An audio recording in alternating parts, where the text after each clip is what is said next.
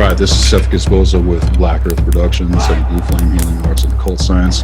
And tonight, I have a very awesome segment lined out, getting into the ancient tradition of our ancestors, getting into the Nordic tradition, getting into the shamanic tradition, the ancient codes that are activating now in 2017. And tonight, I have, as a guest, Michael Denney, the Thunder Wizard, who has joined me for this segment. And Michael, I want to thank you for coming on tonight and doing this with me, man. How are you doing tonight? Absolute privilege. Complete privilege, my friend. I appreciate it. Awesome. Well, the first thing that I had in mind to get into tonight was the whole concept of Sethikus and Galdr. Because Sethikus and Galdr is something I feel that I directly connected to via my bloodline lineage. I've been listening to your videos, man. And one thing that really stood out to me is that the tradition of our ancestors, it's an unbroken tradition that I personally have been able to trace back at least 40,000 to 300,000 years. This is pre-Christian, this is even cataclysm when it comes to a lot of the things that I've been able to get into as far as the videos I've presented. But tonight, I'd really like it if you would be able to unpack the essence of Sethikus, getting into the essence of Galdr and what that actually is. And we could start there, man, if you just want to dive. Yeah, cool. That's a great topic. And what I really appreciated about the way you introduced that was the idea of an unbroken connection. And I use that word a lot. Anybody who's read my books or heard me talk, I'll say, I emphasize that what I am interested in and what I think is essential is to get back to practices and traditions that have an unbroken connection into prehistory. And I really love the way that you pointed out, not prehistory isn't just, a couple thousand years. We're talking hundreds of thousands of years. And I guess let me start with something that I've talked about a lot. I haven't talked about it recently, but this was something that really exploded within me when I started on this particular phase of my path. Before I knew that I wanted to really awaken the path of my immediate ethnic ancestors, I was always into looking for the roots of all this stuff. And here's the thing. Energy is real. These spiritual traditions are real. The gods are real. We're talking about a science. This isn't something that's up for, arbitrary interpretation. It's not just something we throw together to make ourselves feel good. This is a science to it. And so that means it's going to trace itself back to the first human beings.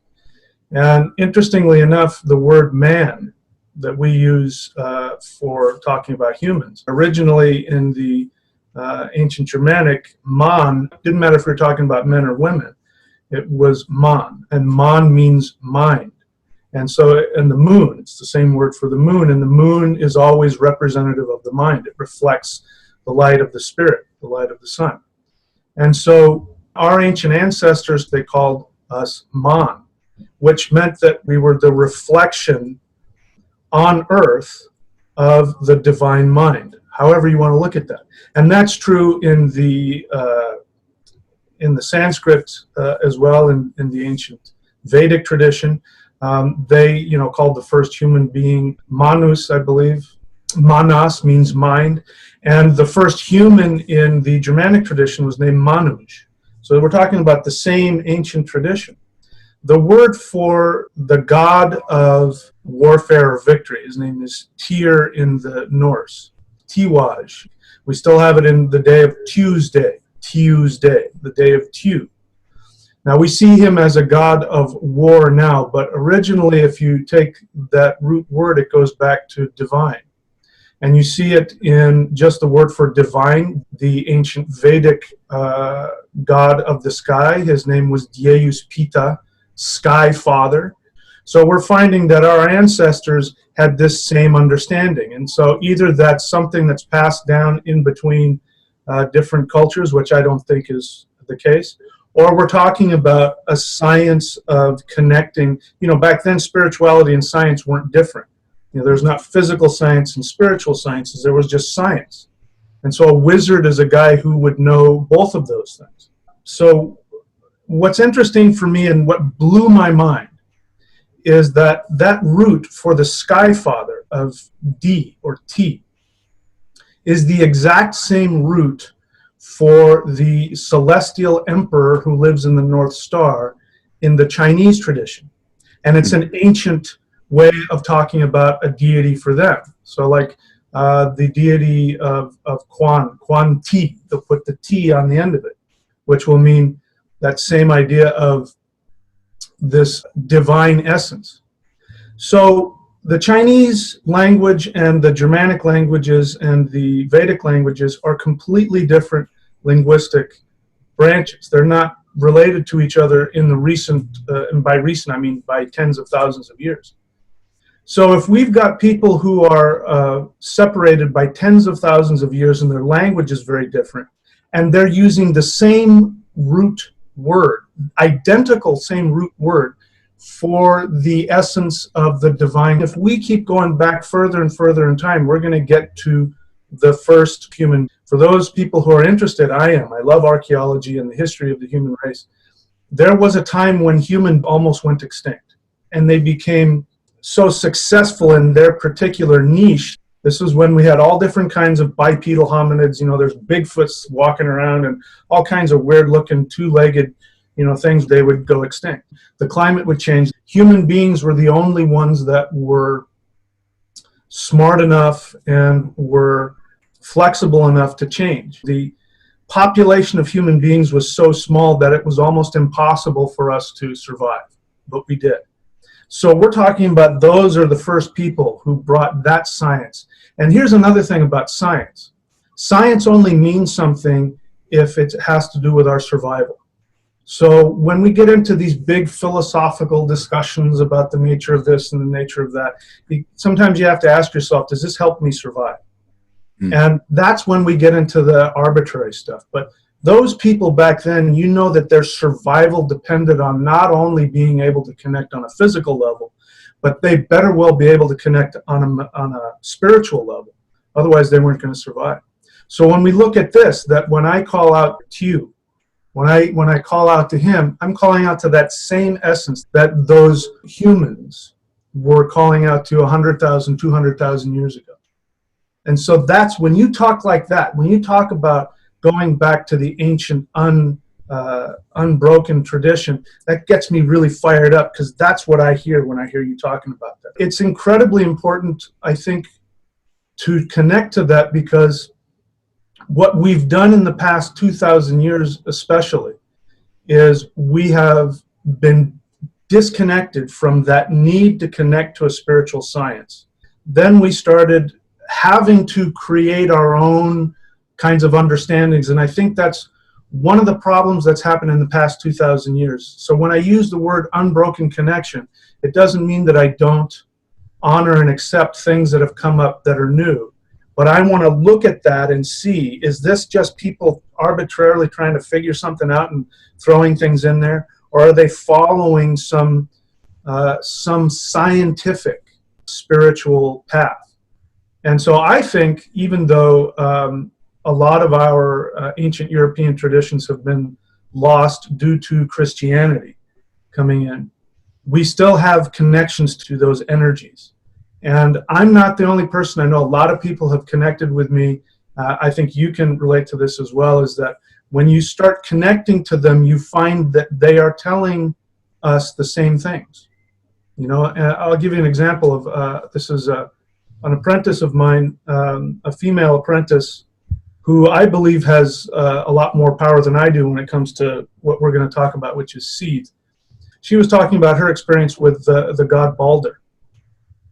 And she explained some things in her vision that she could not have known by herself. And she even said, this was before I even read the myths about him, but one of the things she said about him was that he was a big burly man with red hair and a red beard.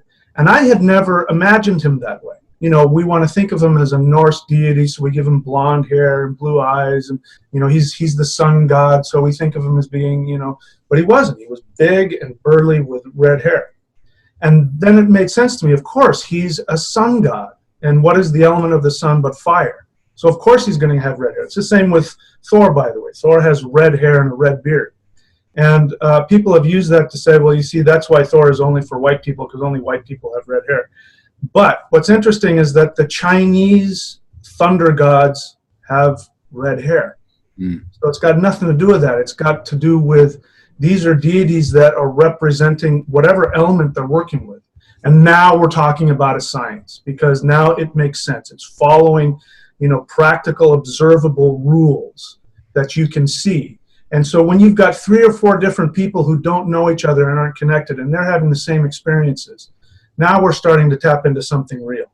And it's a science as opposed to just an idea. So anyway, that's my thoughts about that phrase of an unbroken connection. And that is why I'm a syncretist. Because if we live in a culture where we have chosen over the past 2,000 years to discard our ancient understandings, then we're going to have to find people who haven't. And, the Chinese are one, the Vedics are another, we could go on and on. But when we start... I think that you and I are 2 individuals that are definitely tapping into this sort of thing. For me personally, in the context of what you're talking about, man, this all goes back to the ancient wisdom councils that were once present on the planet before all the fucking bullshit unfolded, man. Tracing what we're talking about in context, this honestly, man, goes back millions of years. Okay?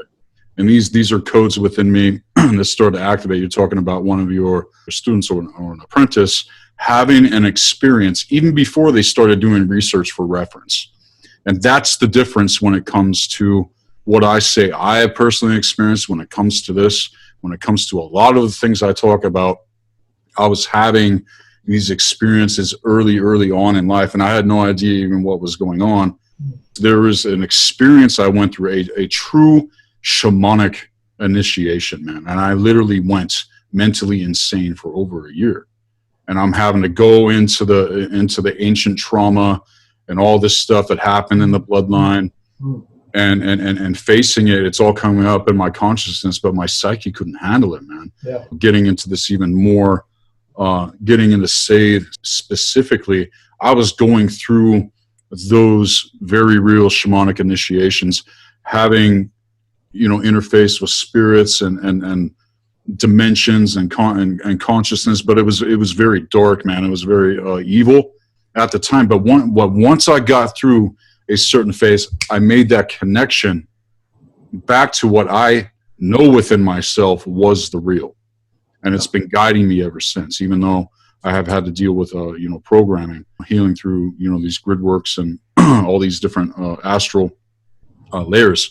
So that's very interesting, man, what you're talking about. And for me personally, as far as what has been revealed to me with my bloodline lineage, and which is directly connected to the Nordic tradition, to the Sedir and the Galdr, getting back to the original, man. Yeah. Yeah. Because if we don't, as mankind, we're completely fucked, because there's a transhuman timeline that is playing itself out, and they're starting to roll out all this kind of stuff. Right now in 2017, what's been revealed to me is that the Dark Ones are done completely and totally. All this manipulation, all of this inversion of traditions, all this twisting of you're talking about science. And it's not even real science nowadays, man. It's just scientism, because they've taken the spirit out of it. And to really know what's going on, you got to dive into the occult, man. You got to dive into metaphysics. And this is getting into the magic of the ancestors, the magic, experience when they were having, these save activations, and then of course the Galdr, as well, being able to interpret these experiences. We were talking before with dreams and visions and stuff like that, and so I relate personally to both. Where does one actually start to experience this, man?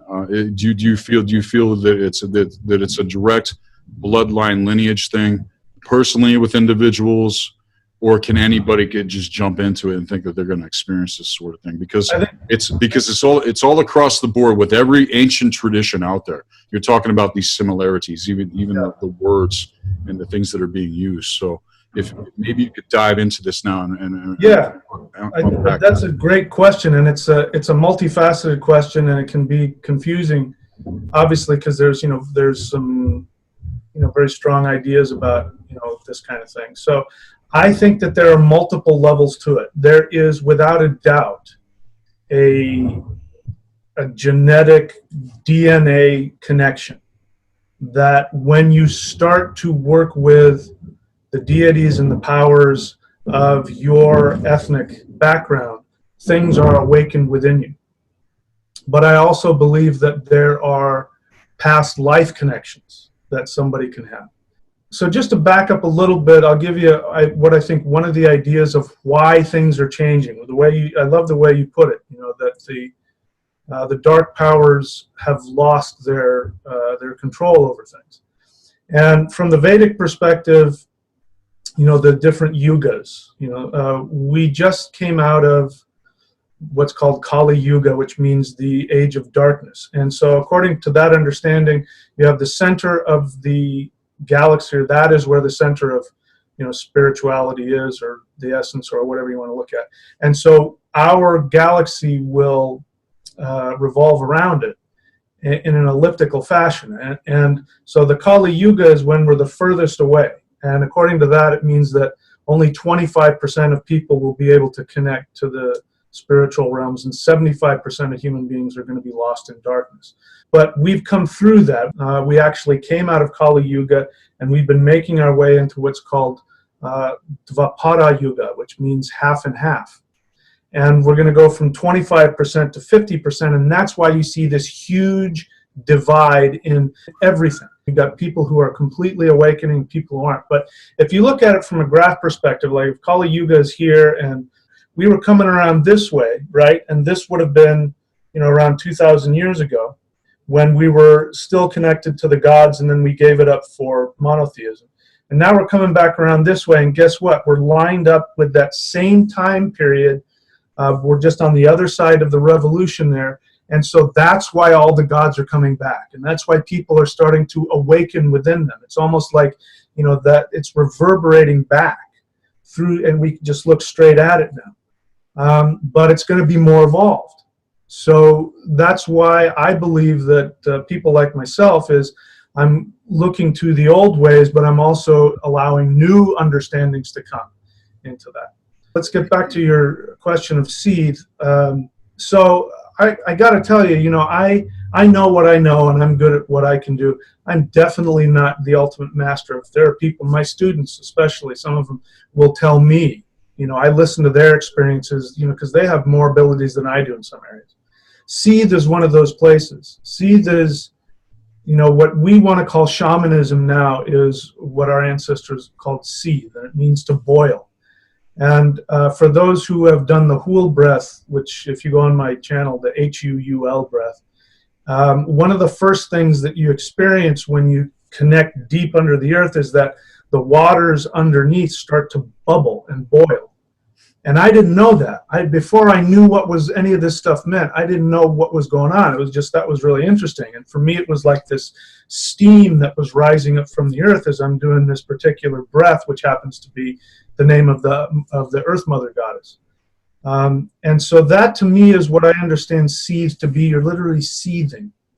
So we have people who, we split it up. I use the two as I understand it, which seeds would be what we would call shamanism, which is to go and either through vision speak directly from the deities. And then there's Galdr. And Galdr means to chant. In English we say yell, but they said Galdr. Yell, Galdr, it's the same word. That represents what we would think of as the wizard. The person who sits there with the potions and the spells and the this and the that, what I would use science. This is why I like the word science. You face this direction, you use this element, whatever it is. That to me is a science. And when you do that, it opens up different portals and all kinds of things happen. So that's the wizard. So what will happen when you've got the see the shaman who is going places that the wizard can't necessarily go. But in order to go there, you have to not have as much discrimination. Because if you think about it too much, then you can't just let yourself go there. So shamans tend to have the ability to go and experience things, and when they come back with stuff, they don't know what to do with it. And so this is what Galdr is for. This is what the wizard is for. The wizard, and I do this with, again, those students that I mentioned. I love listening to them tell me about where they went. And like I shared with one, there was no way she could have known those things. I'll give you another detail. Somebody had given her a torch, and when that happens, she knows she's going down, down into the underworld. And what she saw when she was there was she saw a ship that was burned out and sort of on its side. So she just threw that out as a detail. This is somebody of royal bearing who was put on a funerary ship, and the ship was sunk. They shoot fire arrows into it, and it burns and it sinks. So I knew exactly where, and so she may not have known that. And then knowing that he's got a red beard, she may not have known what that meant. The wizard knows how to put all that stuff together. So this is how Seed and Galdr can work together. Having said that, I don't want to give the impression that I'm telling, exactly all of the details, because there's a lot to it, and I've learned maybe this much of it. But it's this is how, generally speaking, we're talking about masculine and feminine. So the masculine and feminine is like that, and we see that in the Vedic tradition with the sacred scriptures where Shiva is teaching Shakti. But in those scriptures, what's happening is Shakti will ask Shiva about herself, and then he will explain it to her, all the while saying that she is more powerful than he is. But he has to explain to her so she can understand what her nature is. And so this is what happens when you have Seed and Galdr put together. And that's why it's so tragic, is the word that's coming to my mind, but it can be so difficult for people who are called to be Seed shamans if they don't have anybody else to connect to, if they don't have a wizard or a teacher or somebody who can be there with them, because you get torn apart. Yeah. Your spirit gets pulled apart and changed, and you don't have any idea what the hell's happening to you, and there's nobody there to just kind of be an anchor and say, no, here's what's happening. To go, oh, okay, it is okay that I'm exchanging and I'm expanding into a completely new being. So that's one of the tragedies that we've lost, because, in ancient times you always had that. And, just for a second, I want to talk about the feminine, the power of the feminine. We have culturally forgotten how powerful the feminine is, the patriarchal abuse towards women. And that is an unconscious acknowledgement that women have more power than men when it comes to spirit. And that in ancient times, here, let me explain a little further. This is something I haven't seen in any other tradition but the Nordic tradition. You have what's called the staff carrier women, what we call the vulva. And normally staves we see are connected with male leaders. They'll hold the staff. But in our ancestral tradition, it was the women who carried the staff. Vulvas had the power when they would walk through a village and they would travel around. Once you got past a certain age and you were a woman shamanist, you would travel around all over the place, doing your work. And when you came into town, everybody got out of your way. And if one walked up to your door, you let her in.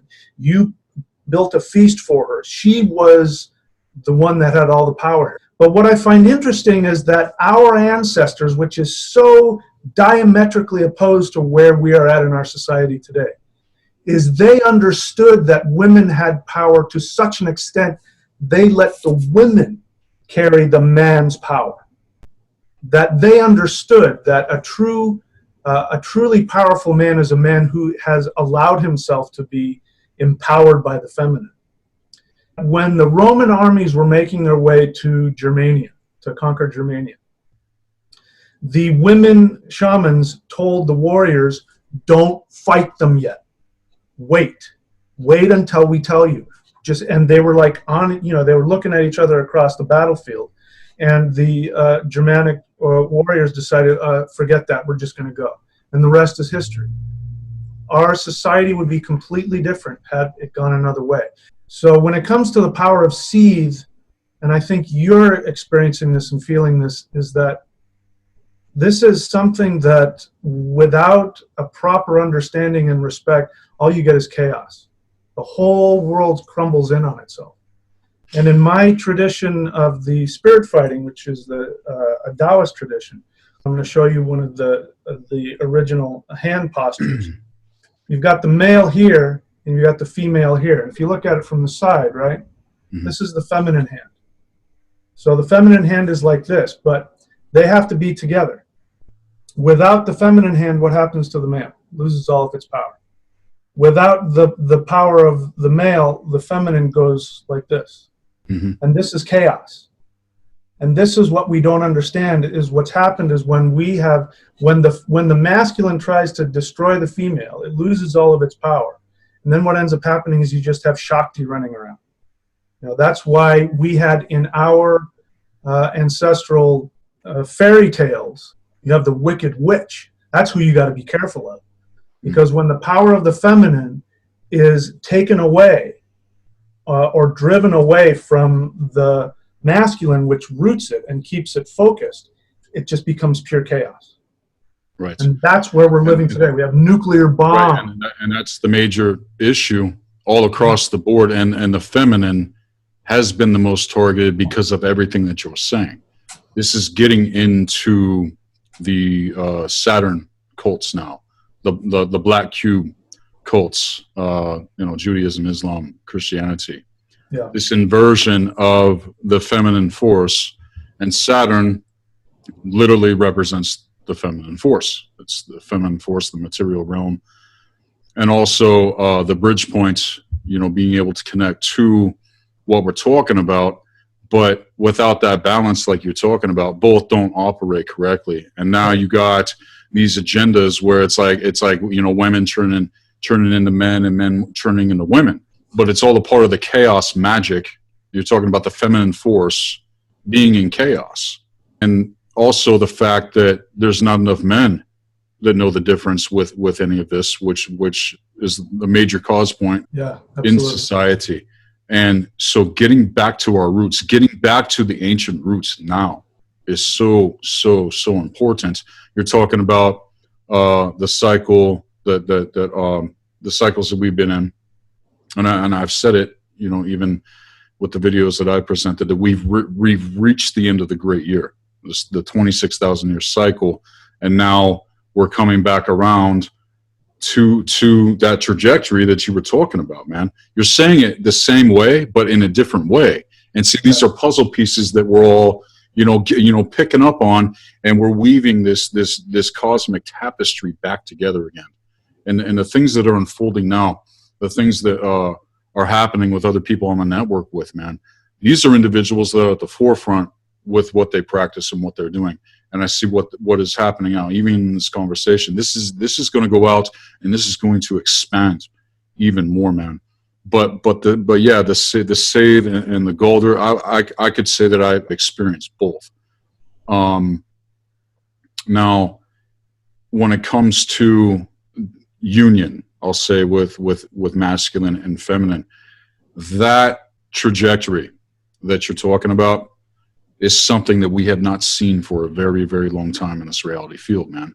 And that's why all of this fucking shit is going on right now, because it's all these old programs that are still playing out, while at the same time, these things are being activated within individuals and they don't even know what is going on.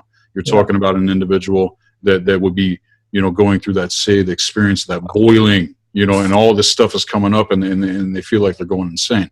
We need more people that understand these sciences, like you're talking about, that could catch this, because it's all about catching it, and it's also to recognize and tell people that there's nothing wrong with them. Right. We've been conditioned to think that something's wrong with us if we're feeling all of these dark, negative emotions, and that's the other thing too. We've been conditioned to have a negative relationship with emotion itself. Yeah. When emotion is simply energy in motion, and you got to stir that pot, you got to get it, stirred up, And that's what I would say the higher force is doing, and is what people are going to experience. You said 25% going to 50% on the solar eclipse. I want to touch on this real quick, man. The solar eclipse in Rahu, we got our timeline, man. And I made a video about this. Other people have confirmed this. But there was a line drawn in the sand, and we said no more on higher realms. And now it's starting to manifest, man. Yeah. Now people are starting to feel it. I think right now we're in a Neptune just went direct, so that there's a major wrunging going on right now, just the squeezing out of all of this old programming, and people are going to have the opportunity that they haven't had for hundreds of thousands of years, as far as I'm concerned. We're coming into a time unlike any other time, a new renaissance, so to speak, if we catch it, man. And it's all about catching it and being the shamans that we're meant to be, man. Your channel, I mean, I haven't gone through everything, you know what I'm saying? But everything I've gone through, it's just like it's igniting these codes within me, man. And so I want to dive, even deeper into this. Talk a little bit more about the Galdr, talking about the science of magic, getting maybe touching upon the runes, the power of the runes a little bit, the laws of the universe, how that kind of operates, if you could. Yeah, well, I'll just go with what's hitting me, because those are all deep subjects, all of them. Talk about the science. Years ago, I started working with an energy magic martial art, which dealt with the 8 gates, with the Chinese called the Bagua. And there is an art called Bagua, but you're walking around the 8 gates. This one, you're in the center, and you open up all of the 8 doorways. So that has been a major theme, and I didn't understand it, but when I started learning it, something told me, the first time I felt the energy of it, something said, you have been chosen to learn this. And I didn't understand that until now. So we have 3 sets of 8 runes. So my mind always goes to the number 8. 8 is transformation. So my mind always goes there. And so I always play around with it. And so what I did was I took the 3 8s of the runes, and I simply put them into the 8-sided magical wheel here. And this is what I came up with. I don't know if you can see it or not. But I've got this in my books here, and you can see, the 3 8s of the runes. And I thought, that's interesting. So let's play around with that. And then I started looking at the significance of each of the runes and each of the directions. So for instance, let's just take northeast for an example. The northeast in multiple traditions around the world represents what we would call Mount Olympus, the mountain of the gods, the fortress of the celestial gods. And in the Germanic tradition, Osgard means the fortress of the Os, the Aesir, the celestial deities. So when we look at that, that is the same in the Vedic tradition. It's the same in the Taoist tradition. That direction always has that power, the power of the highest ether, if you want to get into elements. So even though, like you said, you have to kind of look through the surface level of what people are saying and look beyond their specific language or their specific symbols that they use and get to the root meaning of it, it's always the same. And it's always the same with traditions that have this unbroken connection that go into prehistory. It's not the same with, say, some of the Wiccan traditions or some of the New Age Native American shamanism traditions where the directions don't have the same meaning. You'll pick up one and it'll mean one thing, you pick up another and it means something else. But with the ancient traditions, it's always the same. And it's the same, and then we could ask, did they share it with each other? Probably not. Did the Chinese go and travel to Norway and share that with them? Probably not. Or are they picking up on an ancient knowledge that has been passed down? Perhaps. Or is it that when shamans are touched and they have the ability to go there, they see that energy science and they bring it out in whatever words that they have? So that's just one example of that. So for me, the runes for me are, I'm not going to say, being a syncretist, it would be nice for me to say, oh, the runes are exactly like, and to give up something else. I haven't found that. One of the things that I found, which I agree with the Hopi tradition as it's been presented to me. I can't represent the Hopi tradition. I only know what I've read and what I've heard. But from their perspective, they say that in the ancient time, the 4 races went off into different directions to master different elements. And then at the appointed time, which would be now, right, they come back together and everybody shows what they've learned, and then they create this new syncretic model, which is what I think is happening within me. Right, and that's beautiful what you're saying, creating the new. And this is what I've been getting as well, that we are here to catch up the soul cycles, learn to remember what has been forgotten, recalibrate, and then go forward into the new. Yeah. Because that's what's happening, people. That's what's going on right now. And it's not to dismiss the ancient traditions. In fact, we need them to actually get back with the last, you're talking about the last 2,000 years, 3,500 years ago, man. That's when the Dark Ones completely took over this reality field. And then came the Dark Ages, the Vatican, and, leading up to the present moment. Their jurisdiction is over now. That's why we're feeling what we are. And you're literally confirming, man, things that have been revealed, not only to me, but other people in my inner circle. And so this is going out. This is expanding now. And to those to whom it's meant, they're picking up on it. And this is going to continue on. And what you're talking about with the runes and Sedir and Galdr, this is, for me, very, very, very real. The runes are very powerful, and they work. And they are, and I can only share my experience with the runes. My first experience with them, having worked with other traditions, even other traditions that have an unbroken connection, is I immediately felt fire. That the runes have a definite fiery quality, and that's what the Hopis would say. The Hopis say that what we call the white race now are the people who traveled to Northern Europe to master fire. Everything in European tradition that is now spread over the world starts with fire. We've mastered that. We can talk about whether or not we're using it, consciously or not. But the runes, to me, are a form of spiritual fire. And, I've tried using the runes in ways that I would consider to be mundane magic.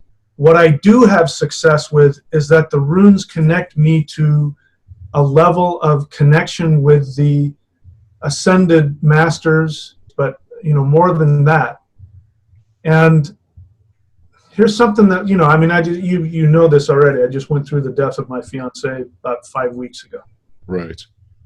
And throughout that time that she was getting ready to pass when she was sick, of course, I'm flipping out and I'm trying to use the runes to predict, is she going to live? Is she going to die? And the runes wouldn't tell me one way or the other. They would say transformation, or they would say, healing and all that. And so I'd get like a reading of healing, but she'd get physically worse, and I'd get confused. And what it did is it really proved to me that the runes do not see physical death, that they're talking about a level of existence that goes through what we would consider to be life and death. And so to use the runes on that kind of a mundane level, there's nothing wrong with it, but it's like the runes are saying, listen, we are a language on another plane of existence. And when you start to function on that plane of existence, then this here just happens to be the wardrobe I put on for this. And then you get connected back to your true self. Mm-hmm. So, I want to talk a bit about ethnic connection to ethnic DNA. I'm one of those people that I will teach anybody that comes to me, as long as they respect me, they respect their tradition, and they respect themselves. If they follow that, I'll teach anybody. Because, it would be hypocritical of me. I learned so much from my Taoist teachers. I learned so much from from my African teachers. For me to say that I'm not going to teach the secrets of my ancestors to anybody would be ridiculous, especially with the understanding that we're in the state now that the Hopis talk about, where we're coming together. Everybody's going to syncretize their knowledge now. We're going to now, as the human race, we're going to explode and become something else, like you're talking about. Yeah. So for me, the runes, I have such a respect for them that I kind of almost don't mess with them. You know, I talk about mantras all day. I'll talk about qigong all day. I'll talk about secrets. But when it starts to be messing around with the runes, I'm very cautious about that. It's a sacred science, man, like you're talking about. But it's a science. The runes, I believe, are a science of transformation, like deep, major transformation. And in my my shamanism course, you know, I do our teachings, and I went through all the runes. And what ended up happening is that, you know, and I didn't find this out really as I got through it, but it was like, oh crap, I'm going to talk about this rune now. Because I know if I'm going to spend an hour talking about a certain rune, guess what I get to live through for the next, you know, month or whatever it is. It's going to be that rune. And so now I have, it hit me so hard. And if you go back, if anybody goes back and watches them, you see me talking about specific runes while I'm going through this major personal transformation and all that stuff. So these things aren't just for, you know, trying to make money or get somebody to fall in love with you or any of that stupid crap. This is about, you know, becoming something else. Right. And, you know, I can't really say much more than that. We could probably talk more about that when we get to the elves, but yeah. So when anyway, Odin, some thoughts about the runes. So when Odin spied the runes, when he hung on the tree for 9 long days, as it says, yeah, that death and rebirth process that he went through is what we experience. Yes. When this is very important. I'm sorry for interrupting, but this. No, you're fine, man. You're totally fine. This is, if you want to worship Odin, you have to understand this. Odin died to himself. Mm-hmm. You know, I wrote a book called Odin Says Jesus Was a Coward. And I share in that book what Odin said to me in a shamanic state about Christianity and about Jesus. And it shocked me to the core. I asked, what's the difference? But, you know, I was in like the halfway state between being asleep and awake. And I do this all the time. And half the time, or more than half the time, nothing happens. I just throw out a question or something. So I go to Odin and I say, so what's the difference between Jesus dying on the cross and sacrificing himself for human beings and you and your sacrifice on the tree of knowledge? And I heard this loud booming voice say, Jesus was a coward. And that scared the crap out of me. I'm like, do I want to keep going down this road? But I kept with it. And then he went on and he explained to me. But let me get to the essence of it. What Odin is all about is that you are a warrior dying to your old self, dying to your own limitations. And you do it for yourself. And the thought of having somebody else sacrifice themselves for you is such an outright put down. Why would you want somebody to do that for you? They're saying to you, you know, you can't do it. Let me do it for you. It's what you're, you know, if you had, my dad used to do that and used to drive me crazy. Mm-hmm. You know, I want to learn how to do something. My dad would say, just let me do it. How unbelievably disempowering. Yeah, it's just such an insult. And Odin is the spirit of the human race. He is the spirit of it. His name, Woden, means that which is consumed with woe, which is the word woe. He is consumed with the wonder of human conscious awareness. And so that's why he's seen as a god of warfare. Not because he's out to kill and destroy. What we see as killing and destroying is him going, let me transform you. Right. And to us, it looks like we're getting torn apart and all that. But his rage, because it's another word for rage, his rage is not, I want to kill and destroy and get even. It's look at that. Let's beat that. Yeah. That's Odin. So that whole idea of dying to the self, man, you have got to, in every single moment, if we really want to be what we say we want to be, in every single moment, we have to be willing to die to everything we think we know we are. which means we're going to have to get used to being afraid. Because fear is nothing more than saying, there's something I don't understand. I understand this, but I don't understand that. And I don't know what will happen when I get over there. So I don't want to go there. That's what fear says. And Odin says, you know, the whole myth of going to Valhalla, those who die in battle go to Valhalla, are people who are willing to die at any moment for their wod, their true passion. And that, you know, the closest symbol we could come to that is going off and dying in battle and celebrating that. So, you know, the idea of dying of illness and old age, you go to the underworld, that means that you let fear stop you from being your truest self. And then when you die, guess what? You have to look at it. And you go to the underworld and you have to look at it and you have to go, okay, I really wanted that, and out of fear, I didn't go after what really makes me happy. Let's go back. I want to do it again. Let's do it again. You know what I mean? Yeah. So Everything anyway, you're saying, no, man, it's cool, man. Everything that you were saying resonates with me, resonates with my experience. And it even goes back to the original teaching.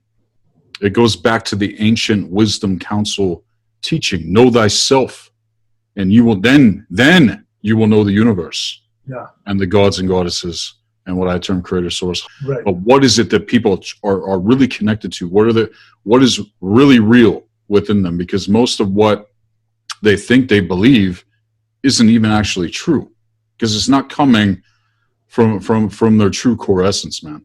And that's what I feel what you're talking about, making that connection to your true core essence and sacrificing yourself unto yourself. And I'm actually taking that on even when I'm talking. You know, why are you wasting your life being a slave to the matrix when you are here to thrive and expand and evolve in consciousness and abilities, skills, talents, gifts, all of that, man. You know what I'm saying? And so everything you're saying definitely 100% resonates with what I've experienced in context to what I'll say Sethikus and Galdr for me personally has been so far. Doesn't mean that more isn't coming, because it is. But the runes work. They work. And I do work with them myself, but it's more personal. I have students, I have services as well, but I'm getting people in the position to dive into this, man. To dive into that being obsessed with self-awareness and wanting to know how the mind actually works and how they actually operate, man. Because everybody's unique. Yeah. There are universal fundamentals and principles that are eternal. They can't be altered, but they can be manipulated, and they have been manipulated against us, especially with these religions that throw everything on the inverse and completely suck the power away. And so when you're telling me this, you had this experience with Odin. Odin came to me himself as well, man. And I didn't invoke him. It just happened, man. And I was like there at the feet of his throne, and he was telling me everything. He said, "Tell the people it's all bullshit. Tell the people that we are ready to evolve as well." And that's confirming what you're talking about with everything is about to, you know, we're coming into the time now where the new is going to be created, and they're ready too. They're coming with us, man. It's all in trajectory, man. I got chills, man, talking about this. Now, when it comes to the original human consciousness, what's been confirmed for me, and I did a segment recently with a friend of mine. Her name is Cora St. Louis, but she's very into the Fae, and I was studying, you know, our tradition, getting into the Alfar, and I think of it as the Vanir. Is this in context what that is? The original humans that were once a part of. Well, obviously, it's something we've been disassociated from, but it's also in alignment with everything. Because, you know, like when I was a kid, man, I was very into fantasy. I was always fascinated me, but it's like, why am I drawn to this? Why is that there, you know, this pull, you know, towards this thing? Because I believe at one time, actually not I believe, I know at one time it was real. Yeah. And I think this is to do with the Alfar specifically. So if you could share with me your insights on the Alfar, man, that you know, going to the next phase of the segment now, that would be fucking awesome. Yeah. I wasn't planning on sharing this, but it kind of got me stimulated to talk about this, the ancient human beings. There are some caves in Northern Europe that, I forget the name of I think the Chauvet caves, I can't remember which one of those, but in any case, they were just recently exposed, and they had been covered over for 25,000 years, I believe it was. And in these caves, you see paintings on the walls of these caves, and the cave goes back really deep. And I was watching a documentary about it, and so the guy asked the typical question. He says, why did people put those paintings there? And the guy comes with a typical response, well, it's sort of like graffiti. People have egos and they need to put down, who they were and what were there. But there is no representation of human beings in that cave. In that cave, which is in a valley next to a river, and if you put it all together, this cave covered over with forest, and there's a river coming out of it, we're talking about the symbolism is very clear. This is the womb of the earth. And as you walk into the cave, the first thing you see is hands, human hands, not human beings. You won't see any human being anywhere in there. You go in the cave and you find all the different animals that are in the cave that at that time in Ice Ages. So we're talking about elephants and lions and horses and rhinoceroses and all the stuff that was running around in Europe at that time. And you get finally to the back of the cave, and at the back of the cave you see the closest thing you can find to a human representation on a stalactite, and that is the torso of a female. And not like a complete torso, just these huge pendulous breasts and the womb. And so when I didn't know what that was all about, and I decided I was going to go do some shamanic journeying about it, and I had heard a guy talk about it, and he said when he was in that cave, the guy who discovered it, rediscovered it, he said he could feel the eyes of other people in that cave. He could feel that he was in somebody else's cave. He could feel them there. So when I went back and I did a journey and I wanted to know what was this all about, what I saw wasn't a bunch of primitive human beings in skins and torches, trying to figure out what that animal is, all that kind of stuff. What they were doing was they had felt they were in the womb of the earth. And they could see on the walls, coming out of the walls, they could see these animals. And from their perspective, this was where the animals were birthed and let go. So what did they do? They painted the animals on the walls. And then they went back all the way to the back end of that cave, and then they saw the feminine, the goddess, the earth goddess. Now, that's all very wonderful and beautiful, but I thought about that. What's most important about that, going back to what the modern mind says, well, human beings are egotistical, so we kind of have to put our mark. There was no human beings anywhere in that, except for the feminine, the goddess. And I asked, I said, why are there no people in there? And what came back to me is that they said, we didn't realize that we were physical beings. We painted that to protect those animals.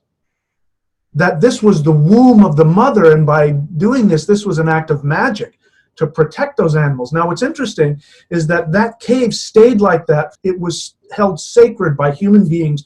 So what happened after about 10,000 years, there must have been a shift in human consciousness, because there was a landslide that covered it over until just a few years ago. And now it is sealed off, hermetically sealed, so that people can't go in there and with their breath destroy everything. You can see the footprints in form of somebody's wolf that came in there. It's now a sacred temple. These are the ancestors. There's a reason why when you go further back in time, you have less and less technological things left over. It's not because they were primitive. It's because they didn't need that stuff. For them to live in a teepee did not limit their abilities to experience and to go. And again, they told me we didn't realize we were physical beings. We felt like we were spirits that were walking around tending to this amazing garden that we call the earth. Those, to me, that's what's coming to me now, is that's when I talk about the elves, that's what I'm talking about. They are people who have transcended. Now, in the Taoist tradition, when you get to certain levels of advancement in the energy practices, the first levels are you can die and then resurrect yourself. Then when you get to the point where you become what they call, see, it's not enlightenment like we talk about it now. They talked about it becoming a perfected immortal. And what they mean by that is that they had energetically perfected themselves. And what will happen is you'll get somebody at that level and they're working and perfecting their energy. And when they do it, the way you know they've accomplished it is that when their student who comes in, who's taking care of them, brushing off the bugs or whatever, because they're sitting in caves for, who knows how long, what you will find is a pile of hair and fingernails and whatever clothes they're wearing and nothing else. Because when you get to that place where your energy vibrates to that next level, you don't stop existing, you're just no longer on this physical plane. And that, to me, is what the elves are. They're human beings who, and I can't say I know how, other than my instinct is that they've gotten to that level. And they still exist, they're still humans, and they're still, the holders of ancient knowledge. And their job is just simply to advise us when we ask for it. And so for me, what I found is that the direction for them is the northwest, which is also the direction of the moon. And so if you want to connect with them, you can do a ritual to them facing the northwest and try it. All you have to do is just simply ask. Ask for them, just give me guidance. And if you sit and listen, you will start to see things on another level. It will come in very subtly, but you'll feel yourself starting to get a little bit lighter, and then you'll start to see things a little bit differently, and you'll see specifically how you can change the way you are interfacing with this matrix so that you can achieve your highest awareness. That's all they care about. They're only there to help us do that. Who knows what's on the other side for them, but I get the feeling like they're sort of on there's a boundary that if they go past it, they'll go to some other level. And they're sort of waiting at that boundary and looking back at us and just sort of being there to help us get to where they are so that we can take that job over from them, and then they'll go to wherever it is that they go next. Right, and that's what I was just picking up on, that state of mind, that's a way of being, way of living and doing. It's going to manifest again. And I feel it within myself, even in connection with what we just talked about, getting into saving Galdr, but this as well. And we are literally on the threshold now, on a timeline, coming back onto the original like we are meant to. And it's beautiful what you're saying, man. It is absolutely 100% confirming what I myself know, what other people in my inner circle know. And we're going to come back to that. And you were talking about they didn't realize that they were physical, right? And think about that. We live in a death culture. You're experiencing, I don't want to say the loss of someone that you loved, because we've always existed. You have always existed. I have always existed. She has always existed. Energy cannot die. But it is about remembering what we are connected to and coming back into trajectory like you're talking about, because the things that the ancients were capable of, we still don't know everything. Yeah. Let alone what we are actually capable of now, and allow the integration and the healing, to take place. And that's another thing I wanted to talk about with you tonight was healing and empower the mind in right action and manifestation. Everything that I do with my studies and what I practice, and also what I teach my students, as I take it back to the first cosmic law, it's all about your state of mind. Everything in the universe is a mental projection. As above, so below, as within, as without. And this is why they do mind control. That's why there's such an assault on the mind, but people don't realize what the true mind is. Yeah. And what, as far as I'm concerned, the true mind has everything to do with your true core essence. What Odin is obsessed about tapping into and allowing the true core essence to ride this physical vehicle that we have to work with. And there is a lot of fear that does come up with individuals because of all the programming. But that's the thing. It's that people need to realize you're dealing with lies. These are lies holding you back, keeping you in that victim mentality, keeping you disempowered, keeping you in a place of being small, keeping you in a place of not expressing your authentic self. We're coming on to that trajectory now. And what you're talking about with the Alpha are, would it be a boast to say that we are that? It would not be a boast. It would not be a boast, right? It would not be a boast. It would be. So we are the accumulation of the ancestors. The ancestors are speaking through us, to us, trying to remind us so that we can catch up the soul cycle, like I've been talking about. Exactly what you're saying, man. This is fucking beautiful, man. Okay. Yeah, and for anybody listening, I'm gonna now watch your channel. I haven't watched your channel, so if people are thinking, we're on the same vibe because we've communicated, we haven't. If I'm saying something that he's vibing and saying the same thing, it's because we are both connecting to something that's giving us both that same truth. So people should know that we're not like we're sitting around all the time trying to figure out what's what and then regurgitating it. Right, yeah, that's the synchronicity of everything that's going on. What I term the higher force is bringing back everything into alignment, because the way it's revealed things to you with your experience, and the messages that you're getting are confirming things that have been revealed to me, vice versa now. So yeah, I didn't even know that you hadn't had the chance to be able to come on. I know you're busy. We're both really busy with everything, but I do invite you to come over. Yeah, and check out more of the content that I've presented. Specifically, one I really encourage you to check out is the Jedi Codes of the Nart Mongu. The whole concept of the Jedi is getting into the ancient magicians.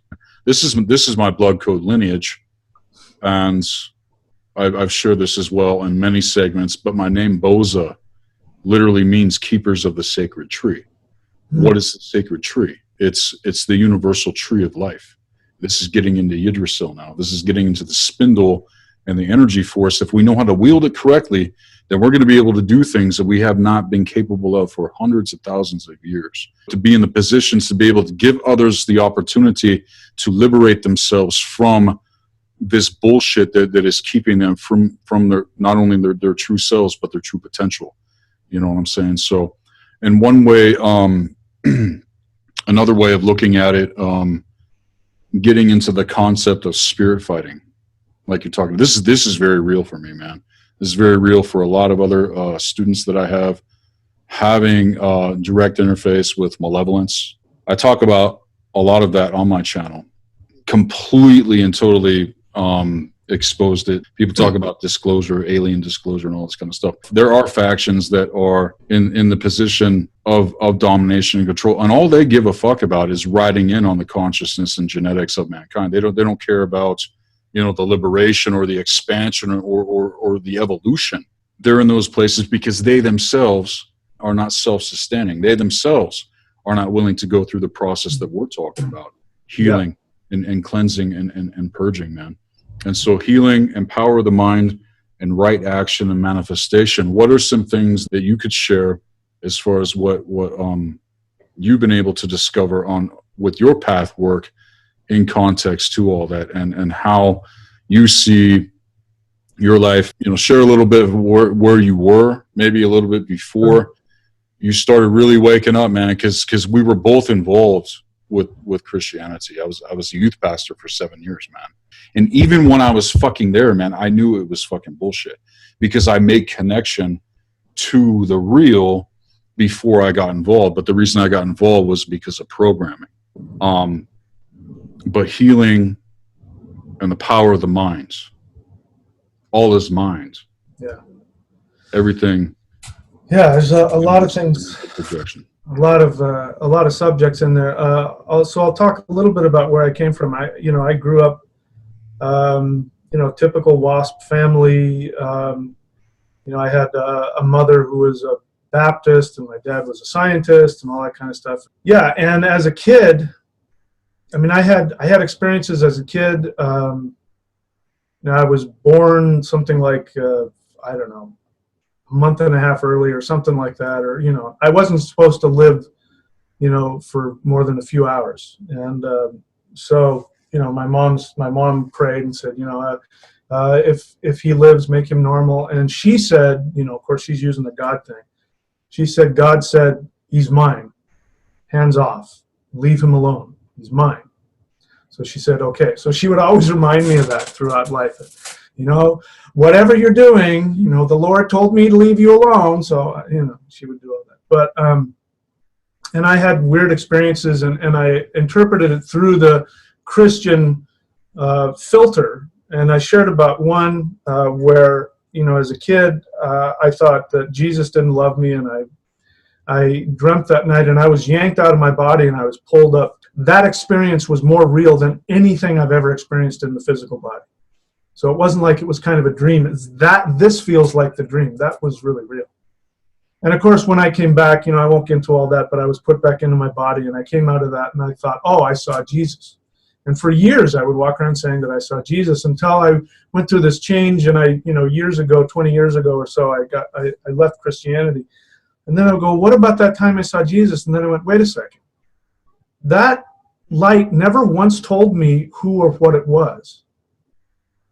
And now I am of the opinion that what I was experiencing was me. My true essence of who I was, in timeless perfection, because there wasn't any time. And so what you're talking about, and what I try and talk about when I talk about being in alignment with my true self and following your soul desire, I'm talking about that light, that eternal me. So, you mentioned some interesting things about aliens, and, here's the thing about what I would call a demon.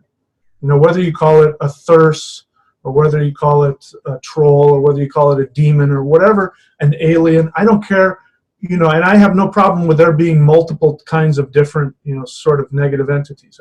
They're not just in one category. But here's what happened when I used to do exorcisms. This is when I was, in my early 20s, and people would walk up to me. I'd be walking down the street, and people would walk up to me and say, there's somebody inside of me, and I know you can help. And I'd roll my eyes, and I go, oh, here we go again.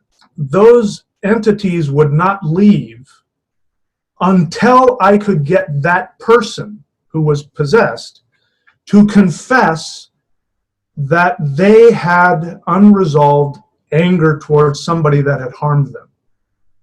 And once I could get them to say, yes, my uncle so-and-so raped me, or whatever the heck it was, because this is what happens. You cannot be affected by negative entities. You cannot be affected by them unless you have opened the door. And we could say, yes, well, they've been horribly abused and all that, and that cracked open their aura. Very true. But the universe and our spirit is constantly regenerating itself. There is no time. There's always the right now, and it's always creating itself every single moment. That means that every single moment you have the ability to make the decision to drop all of the negativity that you may be holding on to, all of your fears. You can drop it in a moment if you have the ability to, to connect to that. But let's say somebody gets their aura cracked open because somebody physically abused them. If they hold on to that memory and keep replaying it and telling themselves, I'm a victim, I'm a victim, I'm a victim, then that is going to send out to other beings that are also running around telling themselves they are victims. They are looking for something to feed off of. So, if we talk about demons, demons are entities that are refusing to connect themselves to their own inner light. And so they are starving for energy. And so they go around looking for it. That's why lots of times you'll see ghosts hanging out around electrical outlets, because they want the power. They want something that approximates spirit energy. So the point being is that when I would get those people to confess that they had anger towards somebody, a resentment, I would sit them down and I would say, hey, listen, you have got to, back then I was different, and I would say, you got to go to church, or you got to go to counseling, or you got to whatever it was. But what I was saying is, you got to change the way you're thinking about yourself. Otherwise, it's going to come back. And here's what's important. None of these people are victims. It's that the pain of transformation is more painful than the pain of being abused by some outside entity. And that's why they choose it. They choose it because they are asking, they're sending out, whenever, this is important, anybody listening to me, this is very important. When you indulge in feeling victimized or limited, you are sending out a request to be disempowered so that you can stay distracted from your true self. If you remember, I said earlier when I had that dream, it was almost too much. So when you have something that intense and you're experiencing it in the physical realm, then it becomes actually frightening and painful, and you want something to distract you out of it. That's why people fill their lives with chaos. They fill their lives with dysfunctional relationships or whatever the hell it is. It's because they are afraid of their true selves. Right.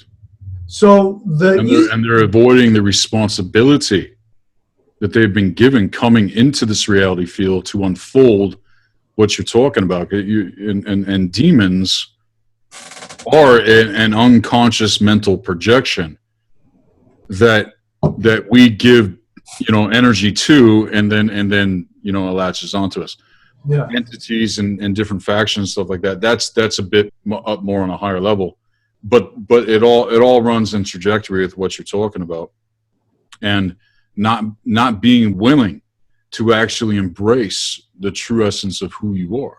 Yeah. That's what we've been conditioned to be most afraid of, because that is what these dark factions and this sorcerer priest class that is very fucking real, man, is the most afraid of. See, they don't care if we know about what they're doing. In fact, it actually reinforces the issue. What they don't want us to know is who we truly are stepping into that, because once you do, you make the playing field even, you expel all of those quote unquote demons, and then you stand there in your sovereignty, and they have to respect you, to say, oh my God, we can't fuck with Thunder Wizard, we can't fuck with Sethikus Boza. We can't fuck with other people that get it. And this is going out now even more, but it is all a state of mind. It is all about changing the way that you think. I say you have to become the master of your thought and emotion. You have to begin to think things on purpose. You have to begin to feel into things on purpose. What do you actually want to experience? Why do you think that individuals are afraid of who they truly are? What do you think it might really be that is the cause point for that, man? Well, again, we're talking about things we haven't experienced yet. And so these are frightening to us, and they're more frightening than anything else. Again, it's easy, the devil, right? Well, I understand that, so I can do that. But what you're talking about, I don't know what will happen. But if we go back to whether we're talking about physics or whether we're talking about ancient mythology, we're always talking about this. The beginning state is this state of, what our ancestors called Gnunga Gap, the yawning chasm. So we think of it and we go, oh, it's this emptiness where there's nothing there. It's not that there's nothing there, it's that it hasn't been manifested into anything yet. So it's pure power that has no manifestation. So whenever we evolve, we go into that state to a degree. And it doesn't matter what tradition we're looking at, they will talk about how, the universe comes into being and then destroys itself and comes into being at a higher level. And so that state in between where there's nothing there, we think of that as death, because we don't know what will be. We don't know what that is, and we don't want to die. And it is painful. When you've gone through a shamanic initiation, which I know you have, that's the fear that you're feeling, because you really are, your limitations of who you think you are is being dismantled. And when we're talking about spirit fighting, there's the there's, you know, the kind of what I talked about, that is what I would consider to be mundane spirit fighting. But there's much higher levels of spirit fighting, which is when you seek to go into that state of Gnungagap, and you seek, like Odin did, to die to yourself and, you know, be destroyed. I mean, you know, all that symbolism of he hung on there for 9 days and 9 nights. He destroyed himself on the 9 levels of his being, which are in the Yggdrasil. You know, your higher self, your lower self, your middle self, your superconscious, your unconscious, you know, your identity, your connection to others, you know, we have all these 9 levels. He went through that and dismantled all of that, and then allowed himself to be put back together on a higher level. I talked about in the spirit fighting tradition, one of the first levels is that you die and resurrect yourself. But the death isn't like I'm going to sit there and die. It's that you do these certain practices that the energy becomes so intense that you actually die. You know, and then what happens is you come back into your body and you awaken. And then there's higher levels of that I've only heard about, which whether it's true or not, I don't know. But the symbolism is true. So when you do that, when you focus on going there to that place of emptiness, and you know that getting there means you're going to be torn apart on all different levels, those lower entities can't be anywhere near you. They take off running. When I was training for like 4 hours a day, all kinds of weird stuff happened, but I walked into a yoga class and there was a woman there that I knew, and she was lying on the floor and she got up like somebody had lifted her up like a marionette.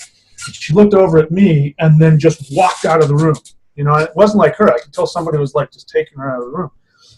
And what was happening is that I had walked in and I started doing, which now I know not to do. I was doing some of the postures and movements for the spirit fighting just to warm up.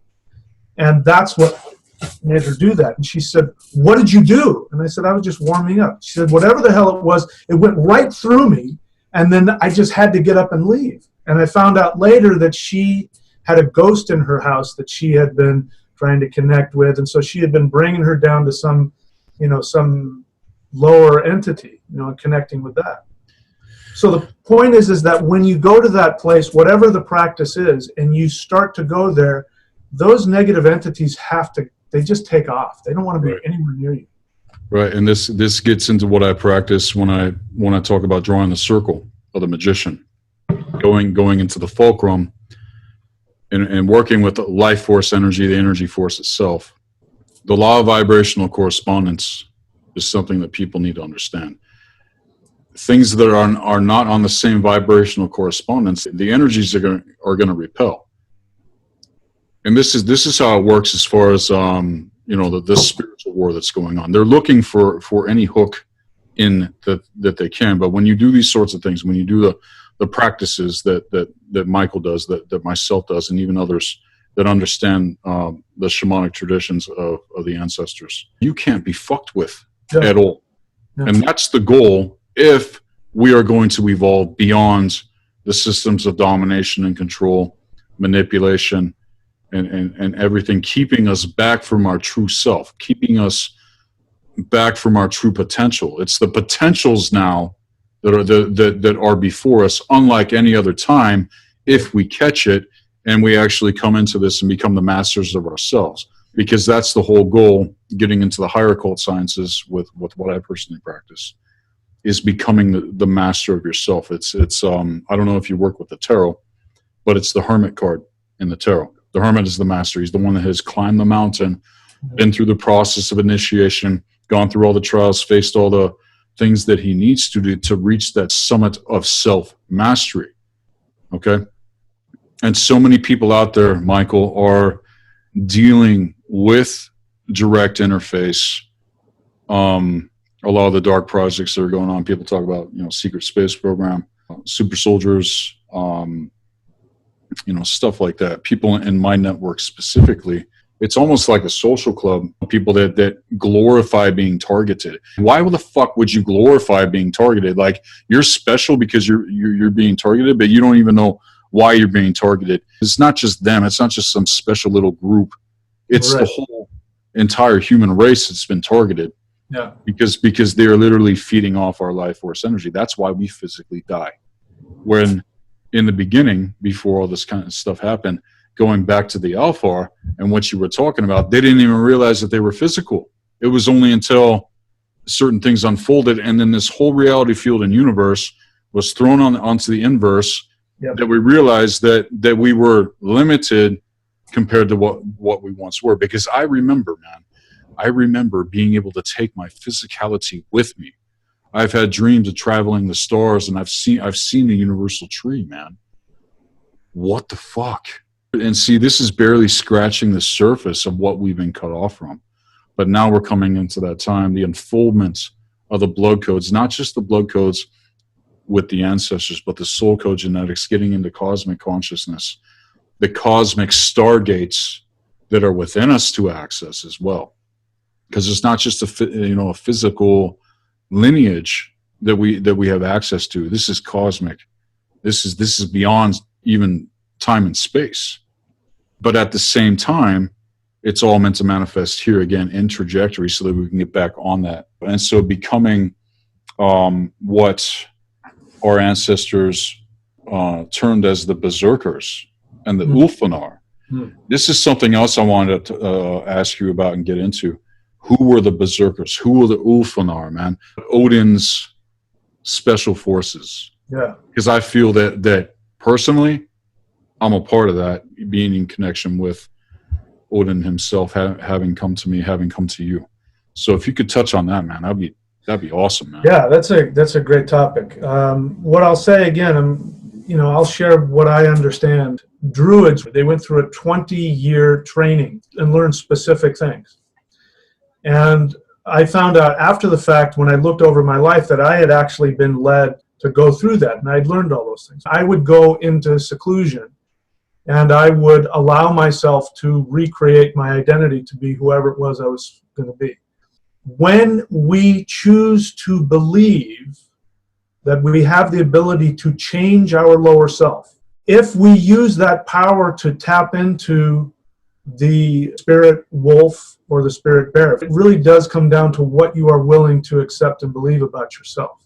If we're talking about the berserkers as being more than just people who went crazy to go into battle and fight with the power of the bear, if we're talking about berserkers as being people who had the ability to transform themselves, what I've come to experience is that it all comes down to, first of all, being willing to know what your limitations are that you have imposed upon yourself. So I don't care what negative force out there, if we're talking about aliens, demons, whomever, that have been absolutely controlling our minds and programming us. Here's what I'm going to say. Anybody listening to me right now, whatever, if you're talking about aliens, you created them. And you created them for one reason. And that one reason is that you weren't ready to go into the infinite.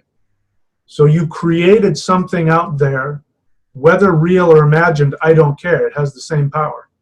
It will have the ability to limit you. And now you have an excuse to stay limited.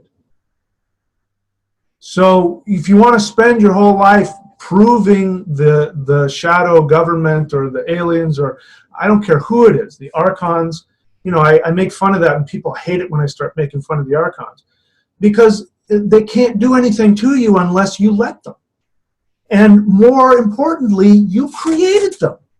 If there is an army of archons standing there preventing you from going to the next level, it's because you projected them out into the universe because you were afraid to go through that death, the horrific death of being torn to pieces in Gunungagap, and then put yourself back together. And the only reason you're afraid is because you haven't been there and you don't know what it feels like. At least in this lifetime, you've probably been there, but you don't remember it up here. Here's one thing I've experienced about magic. I still do ritual. I shared with you, I gave you a ritual out of your chart, and I looked at your chart, and I do that for people. But I do that when I feel as though I'm not able to just simply think something into manifestation. So I want to get to the point where I don't need the rituals. I don't need to face a certain direction. I don't need to chant this. I don't need to do that. Until that day comes, I'm going to keep using them. And so I use them as tools, but that's all they are. They're just tools to tap me into that science that already exists. But, you know, my life partner who has, you know, moved on, who's transformed. And by the way, I just want to say something interesting has happened. I live now at the beach, and it's, you know, we have these amazing sunsets now, especially when it gets like we get a heat wave. And now I'm going down on the edge of the shore, and I'm watching the sun go down and this amazing sky and stars and moon, and I'm talking to her. She's now become the sunset and the stars. She's become a goddess, and it's something I didn't see would happen. I thought I was going to move to a place where I would sort of forget about her. You know, she's dead and moved on, but now she's everywhere. And so what you're talking about is what I'm seeing where she is. That's what she is. And I don't even care if she's back in a body somewhere, or if she's exploring another realm of the underworld, or whatever her soul is going through.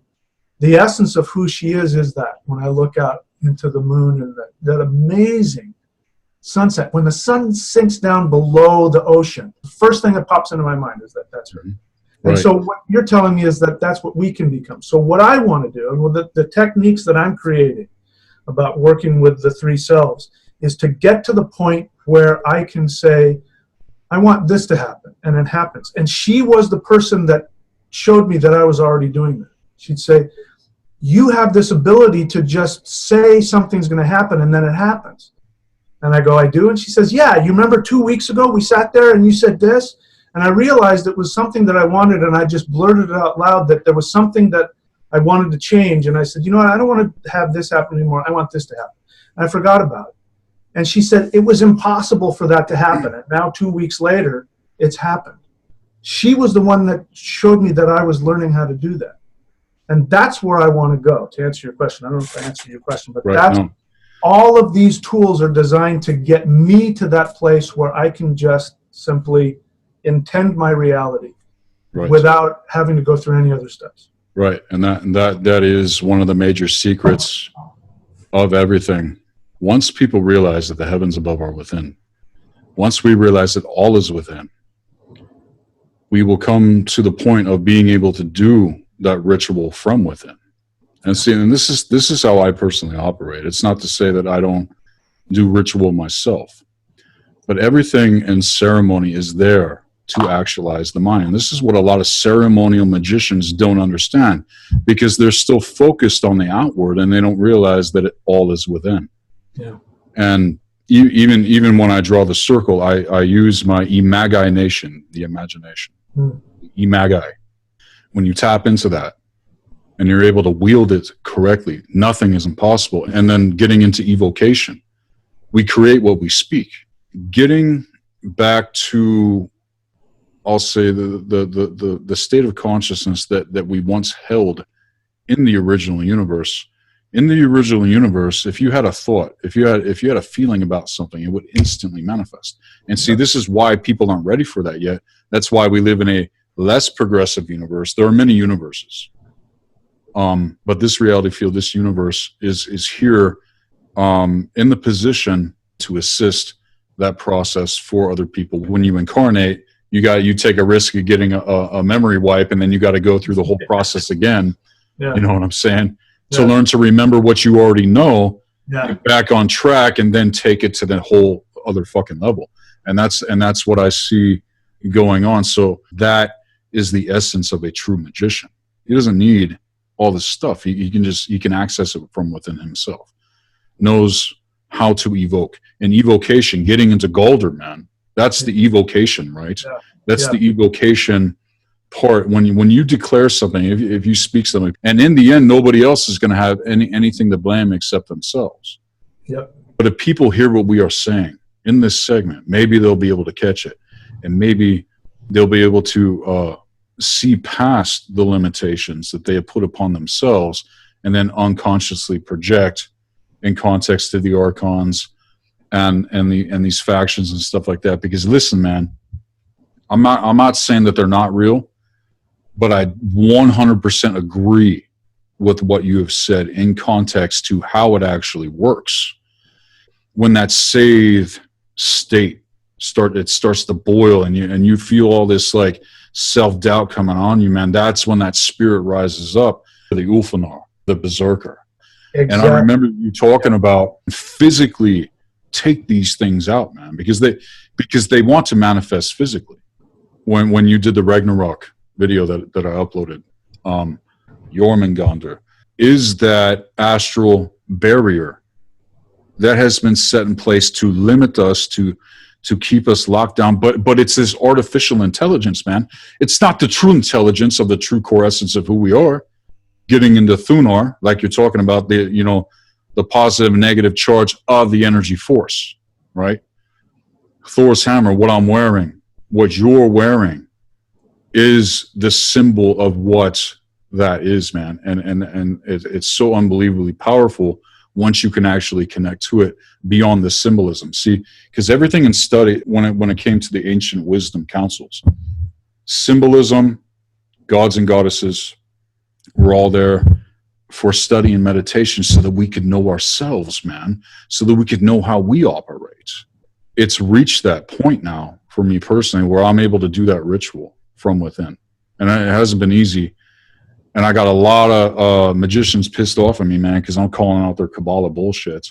and their angelic hierarchies and just all this kind of stuff, man. And it's not to say that people won't have interface with spirits, because you will, especially when you go through stages of initiation, but you never, ever, ever give your power away. Even when Odin came to me, it wasn't like he wanted me to bow down and sacrifice and worship him. He wanted to, sit with me and sup with me, man. Yeah. You know what I'm saying? Yeah. And have that, camaraderie and he told me a lot of what I already do know, but even more I'm still like processing, man. I can't even like fully express that. But this is where it got inverted. This is what the black magicians did, even getting into the tradition of our ancestors, man. There were the dark ones as well that took these principles and concepts and inverted them. Yeah. Right? And this is what it said. This is what it says in the material. It says, invocation is done by the use of symbols, energy, and incantations to bridge the consciousness of the performer with the consciousness of the receiver. So the performer is the one doing the ritual. The receiver is the spirit or the entity, right? From this link, it is possible to transfer genetics and consciousness from one timeline to another. The performer of the invocation is then linked to the receiving consciousness, and from there becomes the host of the genetics and consciousness of the receiver, integrating these into the energy system of the performer. These factions are tricking people, even the symbolism of the gods and goddesses. What people don't realize is that these are already within us to work with. You don't need to do an invocation to make connection. It's about that Galdr. It's about that evocation and realizing that you are already connected within your true core essence, getting in the blood codes, getting in the soul codes. It's already there. It's not anything outside of you. But this is what I see happening with a lot of people that get into magic, they get into ceremony, and then they end up getting taken over. It's fucking classic, man. Yeah. And so Odin being obsessed with self-awareness. This is what I've learned to remember in context to magic, to manifestation. What you say, what you speak is what you create. We create what we speak, right? And so becoming the master of your thought and emotion, becoming, the master of your mechanics and knowing how you work, realizing, yes, the heavens above are within you and you can travel the stars at will if you want. Physically, like the Alpha, we're not quite there yet, but it's like you said, man, it's that call. It's that come back to yourself, come back in alignment with what is actually real. And it is a death, man. It's very painful, and I'm probably still going to be going through a lot more, initiations. I mean, because it's not just like one time you go through the alchemical process. Right. Yeah, it's a continual process. Yeah. But the blackening is the first stage where you go into that terrifying place. And if people aren't willing to go there, they're literally going to be kept in a perpetual spiritual kindergarten, man. And that's where they want to keep us. But at the same time, it's not enough to point the finger at the Illuminati or the aliens or whatever. No, it's you doing it to you, consenting, giving your power away to this alien or this fucking archon or the government. The word government literally means mind control. Yeah. Govern means the government is mind. Yeah. Government, mind control. Hello, people. Why aren't you governing your own thoughts? Why aren't you governing your own emotions? Why aren't you coming into that place of being truly empowered and encouraged and inspired? And this is what me and Michael are trying to do. This is why I wanted you to come on, man, and do this with me, because I really respect what you're doing and the work that you are doing. It's a great work, man. And you're doing things in context to the ancient traditions of our ancestors, unlike anybody else out there. Not to say that there aren't other people, like you were saying, that don't know more, but you've taken the time to really create a platform for people to be inspired and want to get into this even more. And it has been that way even with myself, man. So I just want to thank you for that. But yeah, I think we covered a lot. You know, you and I could probably go on for hours and hours, but my experience is that people have to absorb what we've said. But I'll say one last thing. You mentioned something which I absolutely agree with, which is when you own who you are and you're in that space of Odin and you're really practicing that, not only can they not touch you, but in lots of times they won't even see you. They will walk right past you to the person behind you on either side of you, and they won't even know you're there. Right. Both you know what's interesting about our kind? We have the ability to cloak ourselves. Yeah. They can't see us, man. They don't see us coming. They don't even see this segment coming, man. Yeah, yeah. You know, I have a few more things coming out, but they don't see us coming, man, because we have that ability. Yeah, yeah. You were talking about the Druids earlier. I have very strong connections to Ireland and the Druids. And you're talking about a 20-year initiation. Yeah. I feel I've been through that, man. That exactly what you're talking about, leading up to the present moment. Okay, what now? What's going to unfold from here? But yes, you reach that point. They can't fuck with you, man. They got to respect you. This is a worthy player that is here, that knows how things work, that knows what the fuck is going on. I feel that this is going to go out. Next, real quick, Michael, I want you to share with people how they can get a hold of you, your website, your information, your books, man, everything. Yeah, you can go to thunderwizard.com is the website for the shamanism, online video shamanism course. You can go to thunderwizard.com, spelled out Thunderwizard, DOTCOM, on YouTube. That's my YouTube channel. MichaelWilliamDenney.com. Denney is spelled Denney. That'll take you to my books. If you go to Amazon and just go to the video TV section and type in my name, all of my DVDs should come up. Astrology.thunderwizard.com if you want an astrology reading.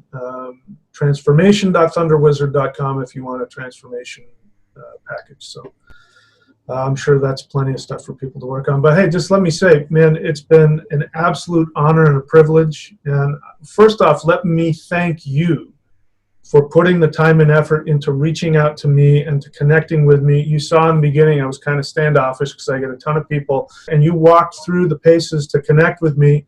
And I have to say now I'm really grateful to that because you have empowered me. You know, whether you're aware of it or not, I'm sure you are, but you have empowered me, and you have even opened my awareness to the possibilities even greater than I expected, because, like, you know, it's great when this kind of a brotherhood is unshakable, and a lot of us are by ourselves, you know, and I was by myself for a long time.